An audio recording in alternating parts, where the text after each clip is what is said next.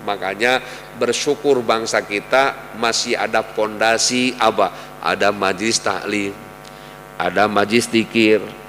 Saya kadang-kadang suka ngelamun, kapan gue jadi presiden Indonesia? Begitu dilantik jam 11 selesai, habis sholat zuhur saya keluarkan keputusan presiden yang pertama, namanya Kepres. Semua umat Islam sholat berjamaah wajib hukumnya, yang tidak berjamaah penjara 3 bulan. Mantap.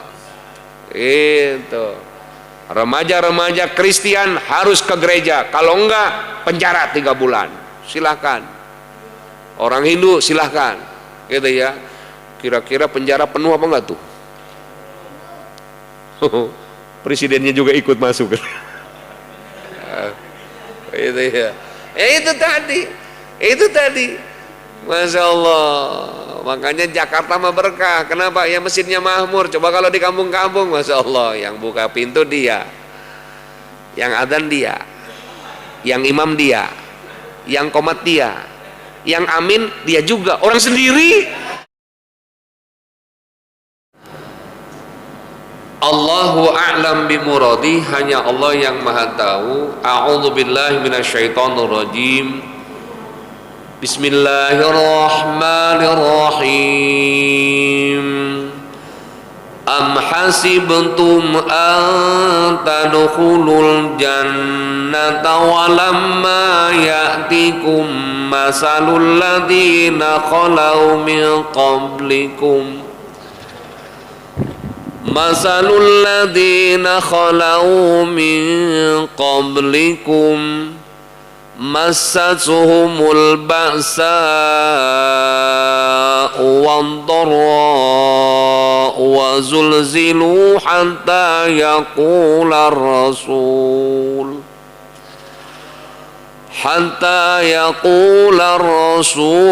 walladzina amanu ma'ahu mata nasrullah ala inna nasrallahi qarib.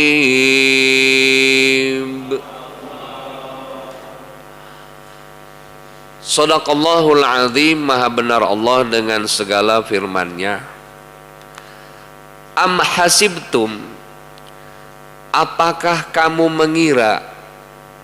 Ini ayat ceritanya masih keberlanjutan dengan ayat sebelumnya, ketika orang-orang Yahudi diuji oleh Allah dengan ujian musibah.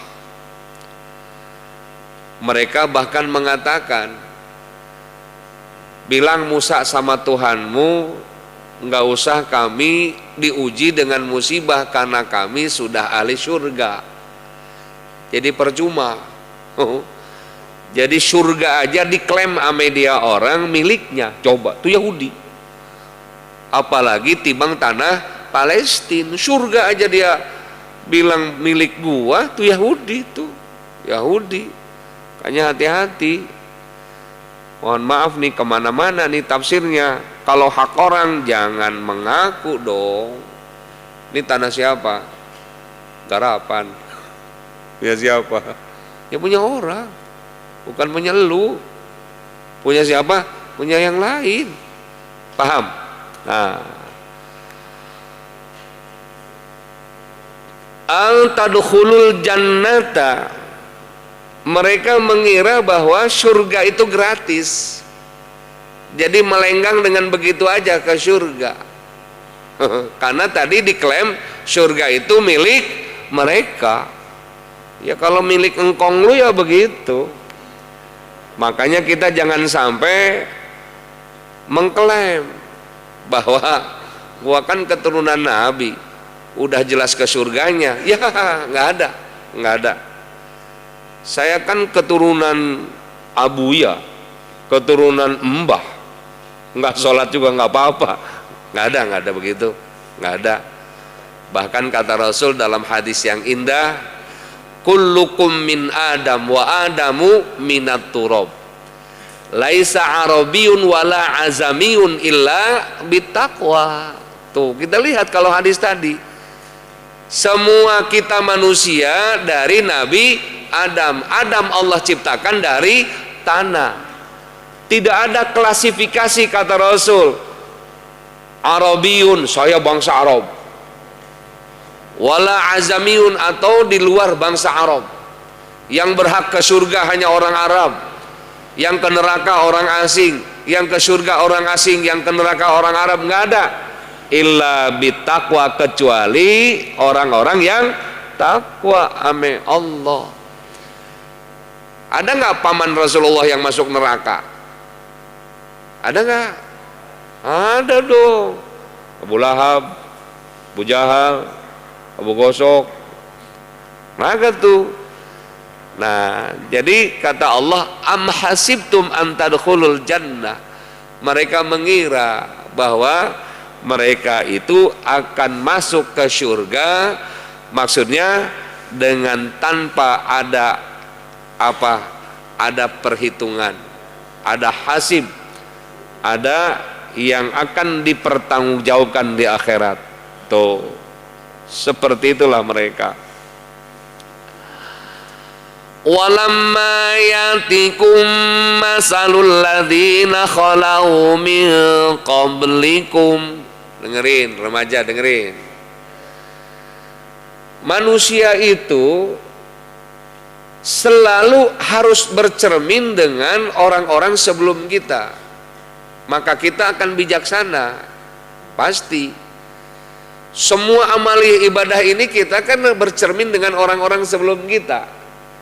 Insya Allah sekarang kita sudah bulan Rajab, bulan depan Sya'ban, terus Ramadan. Paham kan ayat Ramadan?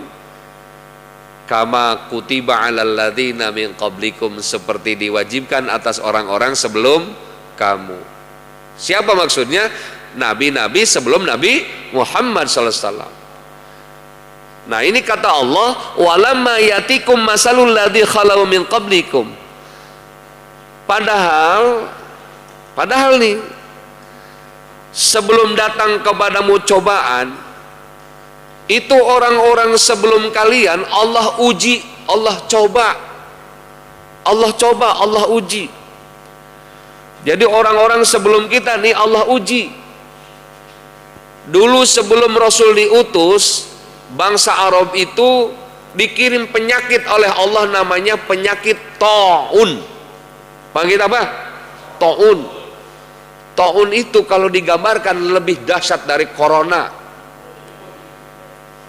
Orang yang melihat, menyaksikan yang punya penyakit ta'un baru ngelihat aja, itu yang ngelihat langsung mati. Dahsyat enggak? Jadi bukan hanya sekarang penyakit, dulu Allah turunkan. Kebetulan kejadian penyakit itu di bulan Safar. Makanya orang Arab jahiliyah dinamakan bulan itu bulan Sofrun, artinya bulan menguning. Menguning itu kan identik dengan hangus. Tanaman kena wereng, gandumnya kena wereng, jadi enggak menghasilkan. Dan ada penyakit namanya ta'un di bulan Safar, makanya mereka sebut bulan Safar adalah bulan sial. Bulan sial, dengerin, sial. Bulan sial tuh, bulan Safar tuh orang Arab dulu. Kenapa? Karena musibah bencana selalu turun pada bulan Safar. Begitu Rasulullah diutus oleh Allah, adat mereka dirubah sama Rasul. Tidak ada istilah bulan sial, nggak ada. Semuanya bulan minggu hari itu baik, semuanya baik. Bahkan untuk membuktikan itu, Rasulullah SAW nikah dengan Siti Khadijah di bulan Safar. Tuh. Kenapa? Untuk membuktikan orang-orang jahiliyah dulu yang punya pikiran bulan Safar itu bulan sial, bulan penyakit ta'un. Jadi Rasul nikah di bulan Safar, makanya sunnah kita nikah di bulan Safar. Kalau Ustadz Mukhlis dulu nikahnya bukan di bulan Safar, itu nggak dapat sunnah Rasul. Makanya kalau pengen dapat sunnah Rasul berarti, paham nggak tuh? Paham nggak? Nah, itu maksudnya. Iya. Saya dulu di bulan haji belum dapat sunnah, belum. Nah, itu. Nah, jadi walamma yatikum masalul ladina khalau min qablikum, semuanya apa namanya? Ujian, musibah dari Allah. Terus makanya nggak kaget kita, biasa aja corona. Kenapa? Dulu juga Allah menguji kok dengan penyakit taun. Dulu juga ya, cuman kita harus ambil ibrah, apa? Pelajaran. Kenapa terjadi Allah berikan musibah? Pelajaran, pelajari sama kita. Kullu syai'in laha sababun, setiap sesuatu yang terjadi pasti ada sabab musabab. Makanya kita pelajari. Kenapa nih corona nih? Lu kampret dimakan, daging babi dimakan, ya begitu. Ya ada sebab musababnya, ada sebab musababnya. Waduh, sampai yang punya Ka'bah, yang punya kuburan Rasulullah ketakutan. Padahal kata Allah, masabatal linnasi wa amna. Ka'bah itu udah ditetapkan oleh Allah wa amna, untuk keamanan keselamatan manusia. Tuh. Begitu nih kalau ngaji pulang dari Mekah begini nih.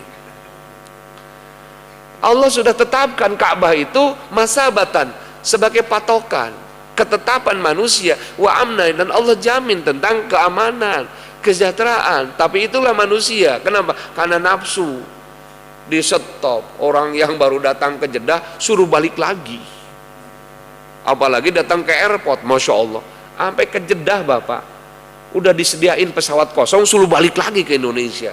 Apa nggak nangis Bombay itu? Tahu nangis Bombay? Itu baru di airport Soekarno-Hatta mah ya balik lagi, ya di refund, tiketnya bisa diganti. Ini udah sampai sana, sampai Dubai, sampai Bahrain, transit, suruh balik lagi. Allahu Akbar.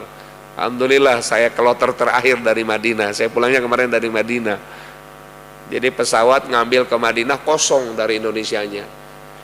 Saya bilang sama pramugari, itu Imron kenapa nggak dibawa ya? Kasihan ya.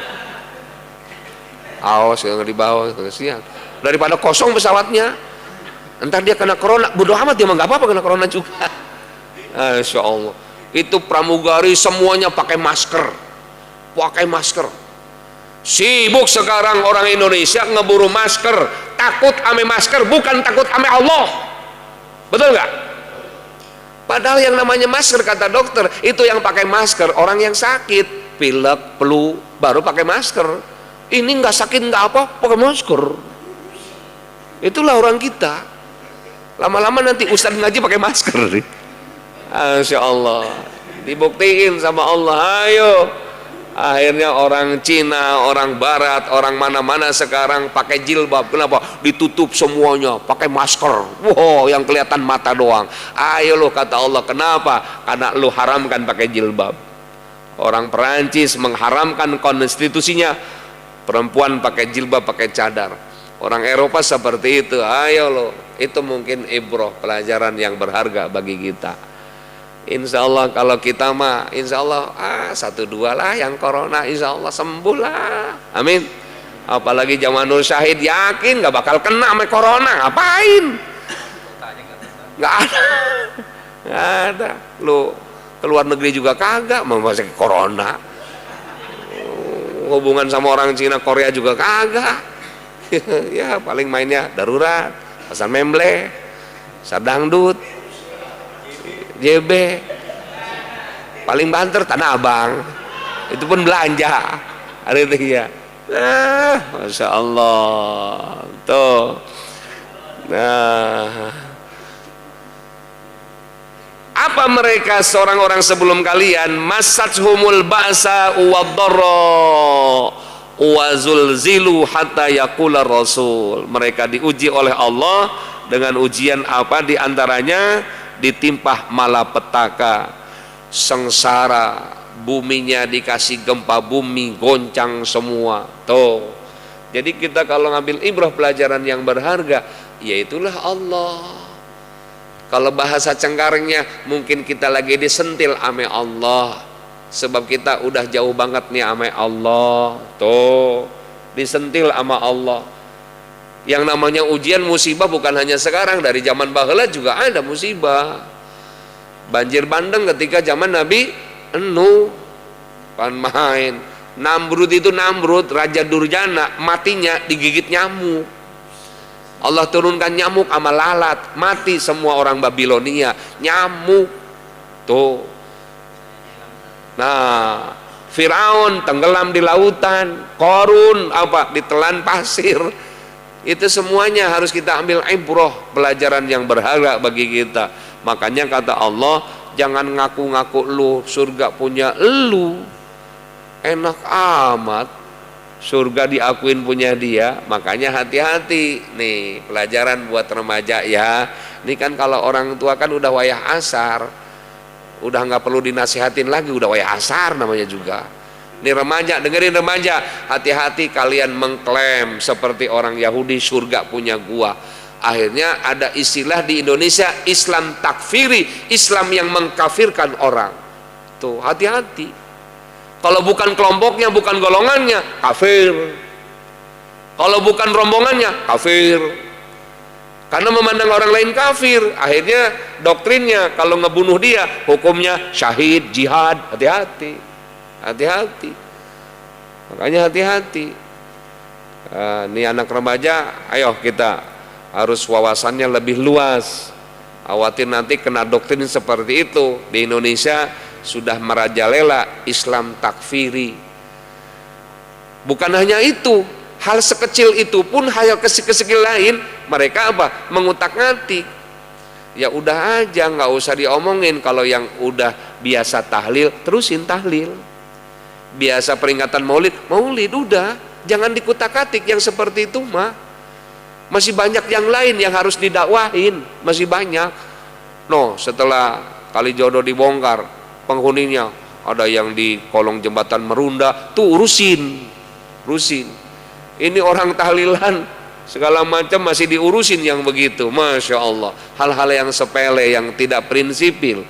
Sebab di dalam agama kan ada ikhtilaf, perbedaan. Itulah perbedaan menjadikan hasanah, menjadikan kebaikan bagi kita. Nah, jangan diapa-apain, biarin aja. Ini mah kayak sengaja ngajain dakwah hanya untuk ngomelin yang begitu, dakwah hanya untuk menyerang yang begitu. Ya, masing-masing aja kan semuanya punya dalil. Nah, kemarin satu jamaah saya lihat karakternya nih berbeda amaliyahnya dengan kita nih. Saya sampaikan ke beliau, jamaah semuanya, kita kan kemarin sholat Jumat dapat 2 di Masjidil Haram, di Mekah 1 kali, di Madinah 1 kali. Setelah azan pertama kan pada berdiri tuh qobliyah Jumat. Saya bilang sama dia yang enggak berdiri tuh, Pak mohon maaf, coba Bapak lihat banyakan mana yang berdiri dengan yang duduk tidak melaksanakan qobliyah Jumat. Banyakan yang berdiri tuh. Berarti di sini banyak yang afiliasinya ke Imam Syafi'i. Kenapa? Karena Imam Syafi'i fatwanya qobliyah Jumat itu ada. Kalau Imam Hanafi nggak ada, yang ada hanya tahiyat masjid. Makanya banyak orang ketika adzan pertama pada berdiri sholat, di antara jamaah ada duduk aja enggak sholat qobliyah Jumat. Ada nggak tuh yang begitu? Tapi bisa kehitung jari nggak? Tuh, saya bilang lihat di Ka'bah di Mekah, banyakan mana orang yang sholat berdiri setelah adzan pertama dengan yang duduk. Banyakan yang sholat, kenapa Bapak enggak ikut yang lebih banyak? Tuh, kalau yang lebih banyak kan enak. Kata Syekh Ibnu Ruslan, beliau berkata, syairnya indah nih, fa innama ya'kuluna dhi'bu minal ghanamil qasyah. Sesungguhnya yang namanya serigala,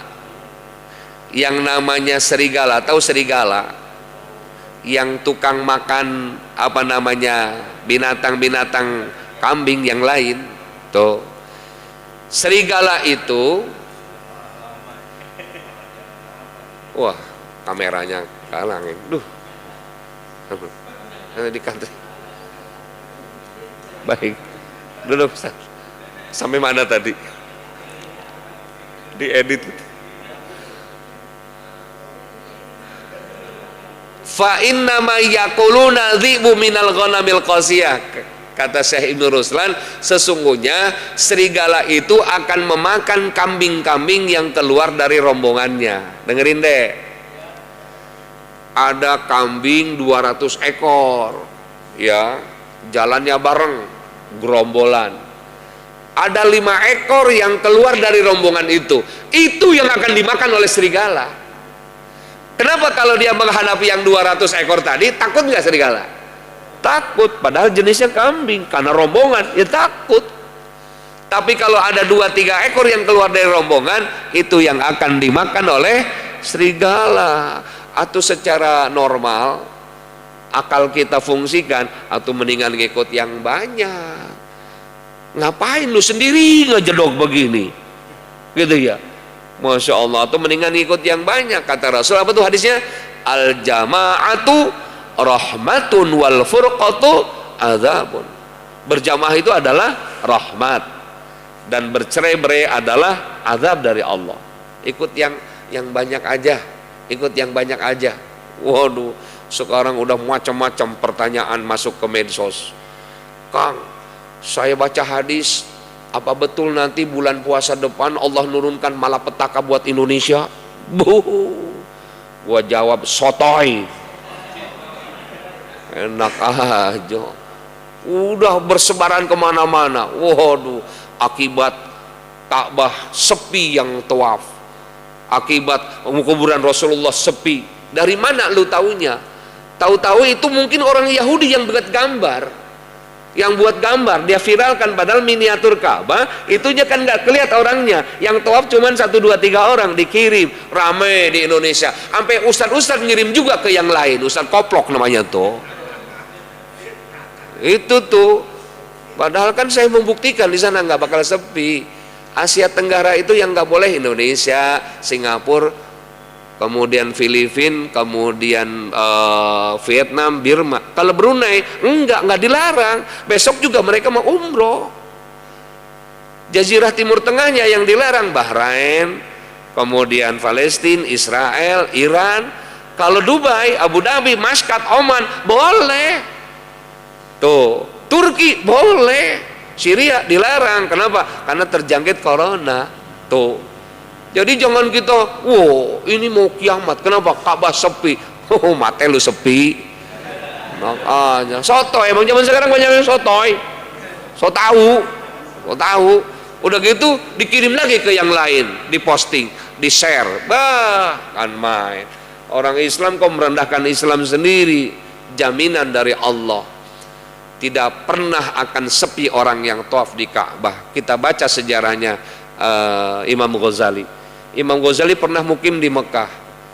Malam-malam hujan.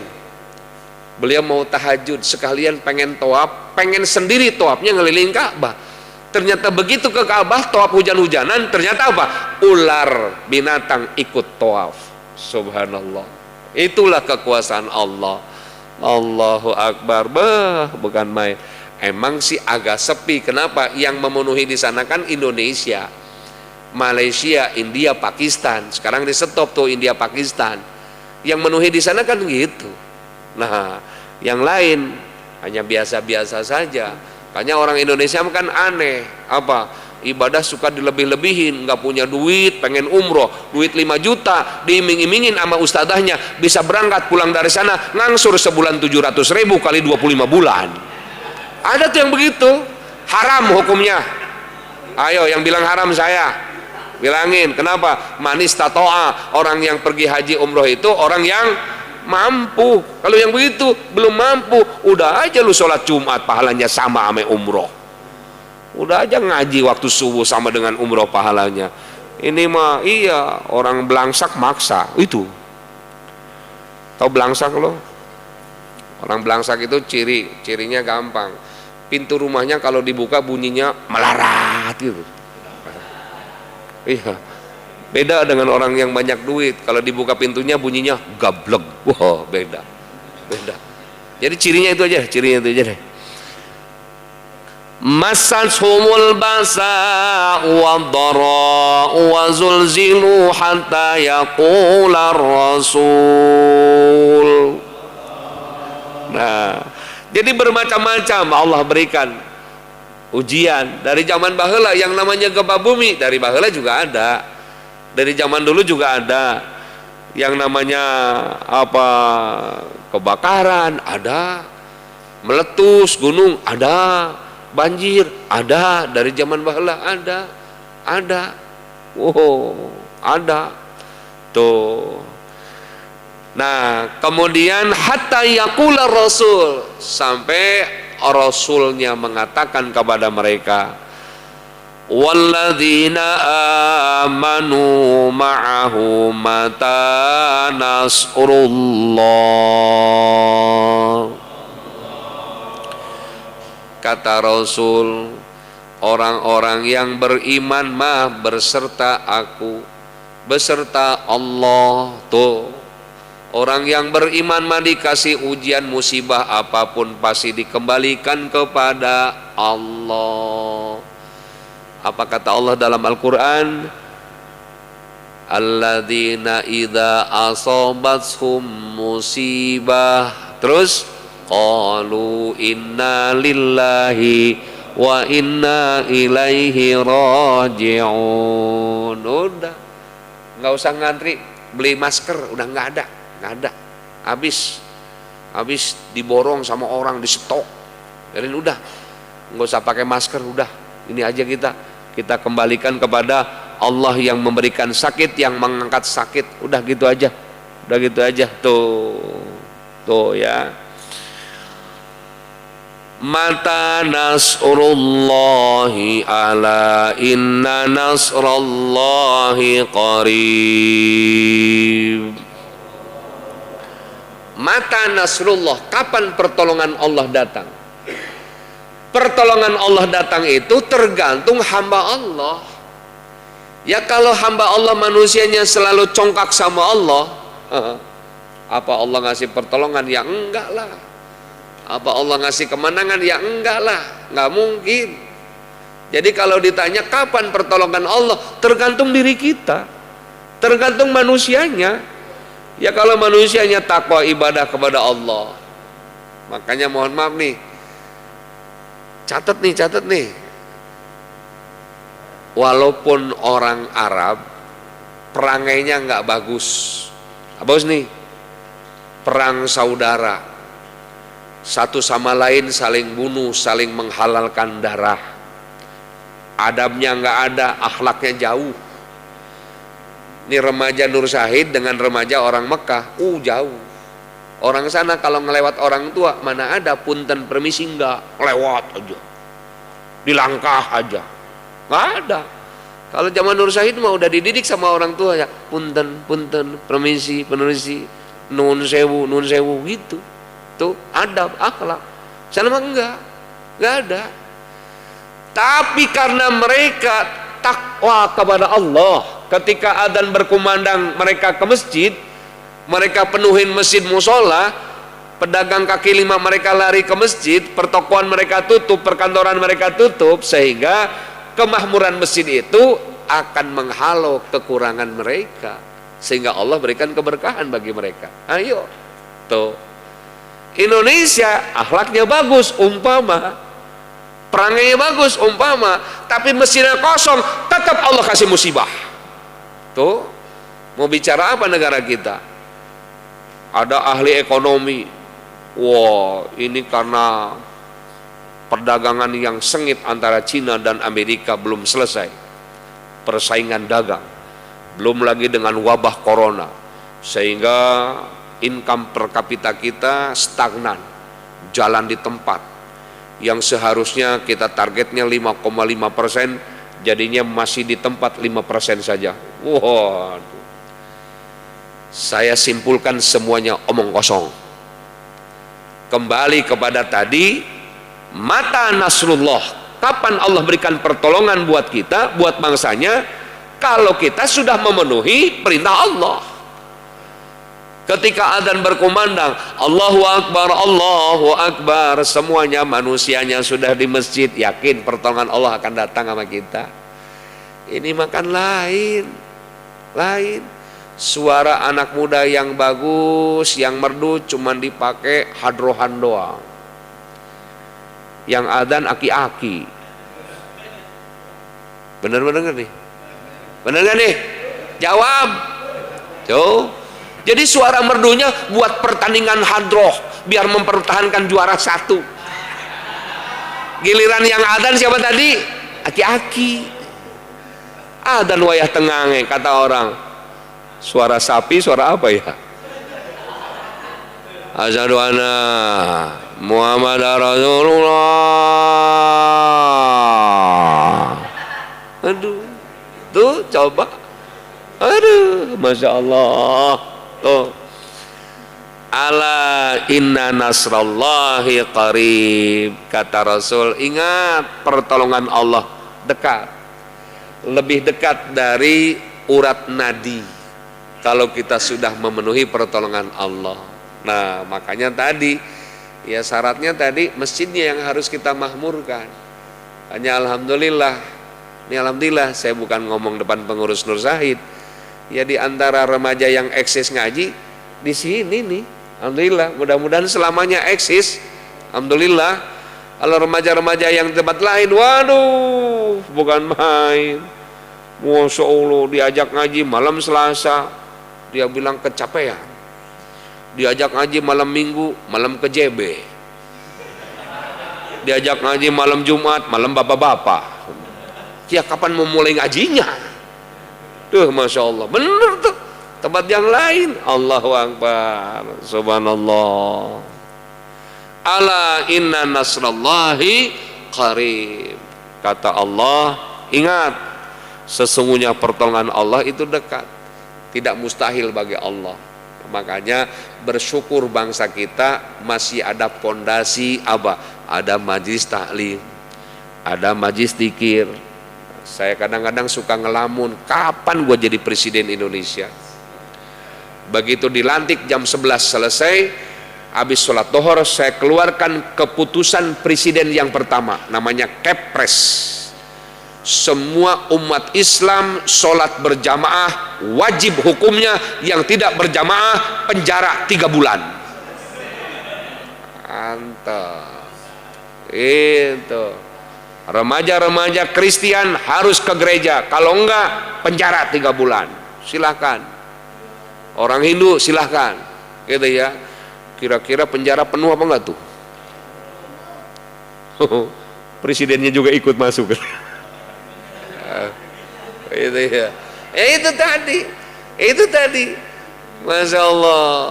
Makanya Jakarta mah berkah. Kenapa? Ya masjidnya makmur. Coba kalau di kampung-kampung, Masya Allah, yang buka pintu dia, yang adzan dia, yang imam dia, yang qomat dia, yang amin dia juga, orang sendiri. Masya Allah tuh. Ala inna nasrallahi qarib. Wallahu alam bisawab. Ayo.